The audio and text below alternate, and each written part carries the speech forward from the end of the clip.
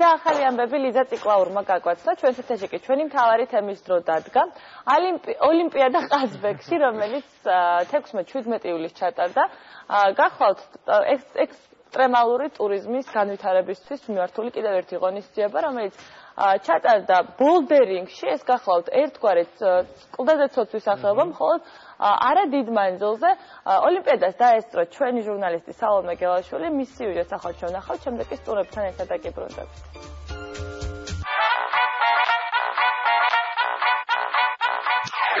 ბავშვთა და ახალგაზრდობის ფონდმა ახალი პროექტი დააფინანსა, რომელიც ყაზბეგში, კერძოდ ჯუთაში, ექსტრემალური ტურიზმის განვითარებას გულისხმობს. ალბათ ხედავთ, როგორი არეულდარეული ვარ, იმიტომ რომ ნახევარი გზა გამოვიარეთ და ეხლა აი ამ კლდეებთან უნდა მივიდეთ. თბილისიდან 3 საათი ყაზბეგის რაიონში ჯუთაში ჩასვლის შემდეგ კი კიდევ 1 საათიანი გზა, რომელიც ფეხით უნდა გაიარო. ისიც იმ შემთხვევაში, თუ მეკლდეურების ტემპი თივლი. მაგრამ თუ კი ჩვეულებრივი მოკვდავი ხარ, მაშინ გზა შეიძლება ძალიანაც გაგეწელოს. მზეზეც დაიწვა და დაიღალო, მაგრამ შედეგი წვალებად ნამდვილად ხირს. როგორც ხედავთ, ჩვენ უკვე მოვედით, როგორც ხედავთ, ფერი უკვე შევიცვალე, ეხლა კი ვნახავთ რა არის ბოლდერინგი და რა არის მისი სპეციფიკა. იმედი ამაღამ ჩემი კივილი არ გაგაქვთ. თუ ექსტრემალური ტურიზმით ხართ დაინტერესებული, მაშინ უკვე გეცოდინებათ რა არის ბოლდერინგი, მაგრამ თუ კი ეს სიტყვა პირველად გესმით, მაშინ აგიხსნით, რომ ის მეკლდეურობის ერთ-ერთი სახეობაა, რომელიც მოკლე, მაგრამ ძალიან რთული ტრასის გავლაში მდგომარეობს. როგორც წესი, ტრასა 5-8 მოძრაობისგან შედგება, მაგრამ ეს საქმე სულაც არ ამარტივებს. ამ სპორტით 1 წლის წინ დავინტერესდი, მაგრამ ტრავმის გამო ნახევარი წელია, რაც ინტენსიურად ვარჯიშობ. ამ ადგილას მესამედ ვარ ჭაუხებში, მაგრამ ესეთი მასშტაბური ღონისძიება აი ბოლდერინგის კლდეზე ცოცვა პირველად ტარდება, რაც მე დავიწყე ვარჯიში და დიდი მადლობა ამისთვის ყაზბეგის ახალგაზრდულ ცენტრს. სხვა დროს აქ ძალიან ხშირად ვართ მთებზე დავდივართ. თაში დავდივართ, საერთოდ ექსტრემალური სპორტის მოყვარულები ვართ. ბოლდერინგი პირველად ვიცოდი ახლა რა კლდეზე არ ვარჩევთ ხოლმე კლდეზე, ჩვენ ვარჩევთ უფრო დარბაზში. და ეხლა გუშინ ამოვედით საღამოს და დღეს დავიწყეთ ცოცვა. ჯუთაში ბოლდერინგისთვის შესაძერისი 12-მდე უზარმაზარი ლოდია, რომელიც არავინ იცის კლდიდან როდის ჩამოიშალა. აქვე გაჩნდა ექსტრემალური ტურიზმის განვითარების ახალი ინიციატივაც. ჩვენ ვართ სტეფან წმინდიდან თვითონ ორგანიზატორები. და რავი, ახალგაზრდობის განვითარებისთვის, რომ ახალგაზრდობა სხვადასხვა ისინი შემოვიდეს, ახლა არ არის მაინც ისე განვითარებული და ვერც ახერხებენ ხა ვარჯიშებს თბილისში და სიცხის გამო და ზაფხულში და შეიძლება ასეთი ალპინიადები რამოდენიმე შეიძლება რომ იყოს. ბავშვთა და ახალგაზრდობის განვითარების ფონდში 100-მდე ინიციატივა შევიდა, რჩეული კი სწორედ ჯუთაში განხორციელებული პროექტი გახდა. ჩვენ ახლა ვიმყოფებით დაბა ყაზბეგში, ზღვისდონიდან 2700 მეტრზე, სადაც არის ბოლდერინგის ასეთად მეკლდეურობის ბანაკი დაფუძნებული. ამ ბანაკში მონაწილეობას იღებენ როგორც ადგილობრივი ისე ახალგაზრდები საქართველოს სხვადასხვა რეგიონებიდან. ჩვენ ასევე მსგავსი ინიციატივები დავაფინანსეთ საქართველოს სხვადასხვა მუნიციპალიტეტებში, სხვადასხვა რაიონებში, მაგალითად განსაკუთრებული აქცენტი გავაკეთეთ იქ, სადაც საზღვრისპირა რეგიონია. თუ კი ჯუთაში ბოლდერინგით დაკავება გადაწყვეტეთ და ჯერ მხოლოდ დამწყები ხართ, აუცილებლად გაითვალისწინეთ. მიუხედავად იმისა, რომ გრილა მზეს მოერიდეთ და ნუ გაეჯიბრებით მეკლდეურების ტემპს.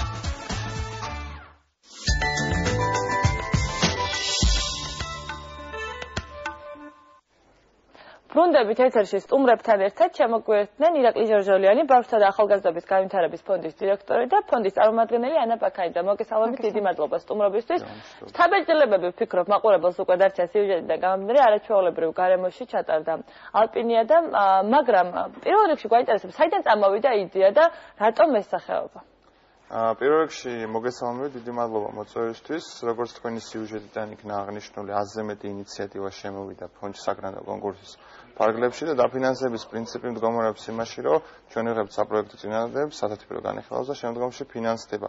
ზოგადად ჩვენი უმთავრესი პრიორიტეტი არის მაღალმთიანი რეგიონების მხარდაჭერა და სხვათა შორის ამ თვალსაზრისით ყაზბეგის რაიონში არაერთი პროექტი განხორციელდა, მათ შორის სოფელ სიონში კულტურული სახლის რეაბილიტაცია მოხდა და ასევე მნიშვნელოვანია, რომ ასევე სნოში ახალგაზრდებმა სოციალური საწარმო დააფუძნეს. რაც შეეხება ზოგადად მეკლდეურობას, მოგეხსენება ჩვენი ქვეყანა ძალიან მიმზიდველია ექსტრემალური ტურიზმის თვალსაზრისით და გარდა იმისა, რომ ეს ხელსუწყობს ცხოვრების ჯანსაღი პოპულარიზაციას, აუცილებელია ის გავითვალისწინოთ, რომ ამ ახალგაზრდებს აქვს საშუალება დასაქმდნენ, ვინაიდან ის პროექტი, რომელიც შემოვიდა თუნდაც ბოლდერინგის განვითარებას თვალსაზრისით, ფონდში ითვალისწინებს ახალგაზრდების დასაქმებას, ვინაიდან პირველ რიგში ეს ითვალისწინებს მეკვლეურობის განვითარებას, ხოლო მეორე მხრივ, როდესაც ტურისტები ჩამოვლენ, ამ ადამიანებს საშუალება ექნებათ ერთგვარი სერვისის შესთავაზონ და იქნება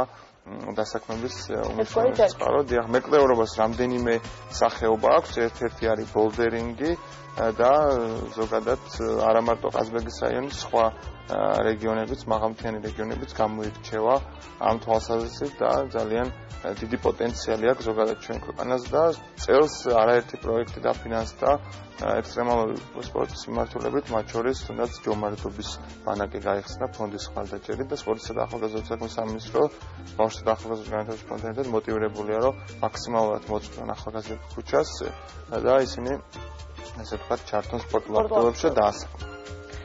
რაც შეეხება პროექტისთვის მზადებას, ბოლდერინგი პრინციპში არ არის იმდენად ცნობილი საქართველოში. რა ეტაპები გაიარა პროექტმა და რამდენი ხანი მზადდებოდა ეს ყველაფერი? პროექტის ერთ ჯამში ნათიკა მზადდებოდა 3 თვის განმავლობაში, თუმცა საბოლოო ღონისძიება ჩატარდა რამდენიმე დღის წინ და აუცილებლად უნდა აღვნიშნო, რომ საზოგადოებრივ მოუწყებას კარგი მომზადება აღმოაჩნდა, იმიტომ რომ 15 კილომეტრი გაიარეს ფეხით თქვენმა ჟურნალისტებმა და მშვენიერი სიუჟეტიც მოამზადეს. ასევე სასიამოვნო იყო ჩემთვის ის ფაქტიც, რომ ბიჭებთან ერთად მეკვლეურები იყვნენ გოგონებიც და ტოლს არ უდებდნენ ფაქტობრივად ამ შეჯიბრში. 3 თვის განმავლობაში ეს ადამიანები ამზადებდნენ კლდეებს, თქვათ, იმიტომ რომ იქ უნდა მოიშალოს, ასე ვთქვათ, ნაშალი ფენა იმისთვის, რომ იყოს ვარგი შეჯიბრებებისთვის უნდა მოინიშნოს ტრასები. მოგიხსენებათ, რომ ბოლდერინგი არ გულისხმობს მაღალ სიმაღლეზე ძრომას, ეს არის უფრო დაბალ დისტანციაზე, თუმცა ყველაზე რთული ტრასების, ასე ვთქვათ, ათვისებას ისახავს მიზნად და შესაბამისად ეს ახალგაზრდები ამზადებდნენ ამ პერიოდის განმავლობაში პროექტს და საბოლოო ჯამში ჩატარდა ალპინიადა, რომლის ფარგლებშიც ჩართული იყო 20 ახალგაზრდა. ისინი იყვნენ მოყვარული და ნაწილი პროფესიონალი მეკვლეურები და ისინი იყვნენ სხვადასხვა რეგიონიდან. ეს არ იყო მხოლოდ ჯუთას მოსახლეობა, იყო სვანეთიდანაც, იყვნენ სხვა რეგიონებიდან და მათ შორის იყვნენ დედაქალაქიდანაც მონაწილეები და საკმაოდ მხიარულად და თან ჯანსაღი ცხოვრების წესით ცხოვრობდნენ დაახლოებით 1 კვირის განმავლობაში ამ არაჩვეულებრივ გარემოში. და პრინციპში იძულებულებიც იყვნენ, რომ ასე მოქცევენ თუ 15 კილომეტრი იყო ფეხით გასავლელი. რაც შეეხება ბოლდერინგს, მე პირადად გითხრათ, გავიგე პირველად სპორტის ეს სახეობა. მგონია რომ ბევრია ჩემნაირი. რამდენად იგეგმება მისი ხელშეწყობა და პოპულარიზაცია და რას მოიტანს ეს საქართველოსთვის ტურიზმი ახსენეთ, ეს ძალიან მნიშვნელოვანი საკითხია და რამდენად არის მსოფლიოში გავრცელებული და არის მის მიმართ მოთხოვნა. საკმაოდ რა თქმა უნდა, ხა ევროპაში საკმაოდ გავრცელებული სპორტია, განსაკუთრებით მაღალმთიან ევროპაში და ჩვენ კავკასიის რეგიონი ყველაზე მაღალ ციტატელად ითვლება ევროპის მასშტაბით და ყველაზე დიდი პოტენციალი აქვს თამამად შეიძლება ვთქვათ, თუნდაც ბოლდერინგის განვითარების თვალსაზრისით. რაც ჩვენ დაგვაუწყდა გვეთქვა პროექტის ფარგლებში მოხდა კარტოგრაფიული თვალსაზრისით რუკების დაგეგმარება, ამ ახალგაზრდებმა გააკეთეს რუკები, რომელიც ითვალისწინებს შემდგომში მარშრუტების დაგეგმვას და ბოლდერინგის ხელშეწყობას. ეს ყველაფერი განთავსდება ჯეოლენჯში და უცხოელ ტურისტებსაც ექნებათ საშუალება, რომ იხილონ ეს აღნიშნული ინფორმაცია და მთლიანობაში საკმაოდ საინტერესო ინიციატივა, ვინაიდან ალპინიადა ყოველწლიურ ტრადიციად უნდა იქცეს. წელს მთლიანად მოსამზადებელ სამუშაოში ჩართული იყო 30-მდე ან 30-ზე ცოტა მეტი ადამიანი, ახალგაზრდა და მომავალ წელს ეს მასობრივობა აუცილებლად გაიზრდება, ვინაიდან როგორც სპორტის კონცეფცია ითვალისწინებს ექსტრემალური ტურიზმის და ზოგადად მასობრივი სპორტის ხელშეწყობა არის აუცილებელი ქვეყანაში და ვფიქრობთ, რომ ეს რაოდენობა გაორმაგდება მომავალ წელს. როგორც აღნიშნა გაკეთდა მარშრუტები და ეს მარშრუტები იქნება ხელმისაწვდომი საიტის მეშვეობით. ასევე ახსენეთ ჯომარტობა, ერთ-ერთი პროექტი, რომელიც ხორციელდება. სხვა რა სპორტული აქტივობებია, რა სფეროებში აპირებთ სხვადასხვა პროექტების განხორციელებას და რა არის უახლოესი საომავლო გეგმები ბავშვთა და ახალგაზრდობის ფონდის?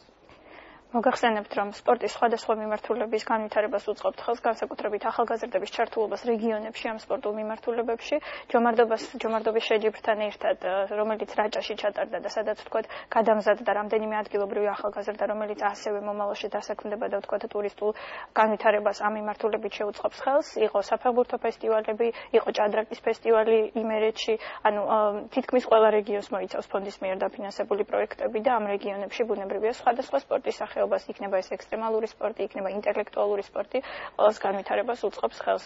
ბოლდერინგსაც შეეხება ერთს დავამატებ, რომ ევროპაში განვითარებული არის არა მხოლოდ მაღალმთიან რეგიონებში, განვითარებული არის ქალაქის, ასე ვთქვათ, ბოლდერინგი, როდესაც შენობებზე დაწოცავენ ადამიანები და საქართველოს არ აქვს იმის, ასე ვთქვათ, წირი რესურსი არ აქვს, სიმართლე გითხრათ, აქვს ძალიან ფართო რესურსი იმისთვის, რომ არა, ვთქვათ, ქალაქში კი არ ჩატარდეს ბოლდერინგის შეჯიბრებები, ჩატარდეს არაჩვეულებრივ გარემოში, რაც ნახა მაყურებელმაც და შესაბამისად ვფიქრობთ, რომ ეს არის სპორტი, რომელიც აუცილებლად განვითარდება მომავალში უფრო ღრმად, ასე ვთქვათ, და უფრო ფართოდ. რეალურად ბოლდერინგის პირველი ოფიციალური შეჯიბრი ჩატარდა 2009 წელს საქართველოში და ფაქტობრივად დიდი დრო არ არის გასული და უკვე ახალგაზრდები ინტერესდებიან ამ სპორტით, რაც სასიამოვნოა ძალიან. შეიძლება დავამატო?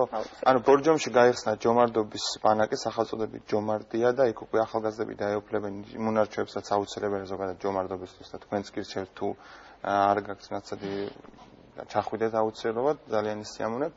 ასევე მნიშვნელოვანია მეკლდეურობის მიმართულებით კომპაქტურად ჩასახლებულ რეგიონებში, ნიქოზის, კერძოდ გორის კონფლიქტურ ზონებში არსებულ კომპაქტურ დასახლებებში განხორციელებული პროექტი, მეკლდეურობას ითვალისწინებდა ეს პროექტი, რომელიც შემოიტანა ორგანიზაციამ მშვიდობის გზა, რომელიც ჩვენი მხარდაჭერით დაფუძნდა და იქაც ახალგაზრდები მაქსიმალურად ისარგებლებენ ამ შესაძლებლობით დასაქმდებიან და ასევე სხვა რეგიონებშიც გვეკმაოთ ამ ტიპის სპორტის განვითარებას და საფეხბურთო ფესტივალებზე უკვე აღნიშნე ჩვენი ადამიანები დავაკავშირეთ თმანეთს და სხვადასხვის თუნდაც აი მარტველი საფეხბურთო ფესტივალით დაინტერესდა UEFA და ეს მდგრადობის ერთ-ერთი კომპონენტია რომ მომავალში ჩვენი მთავარი მოტივაციაა რომ ისეთი ორგანიზაციები დავაფინანსოთ რომელიც პირველ ნაბიჯებს გადადგავენ და შემდგომში შეძლებენ საკუთარი თავის რეალიზებას დამოუკიდებლად და ფონდის მთავარი მოტივაციაც ამაში მდგომარეობს.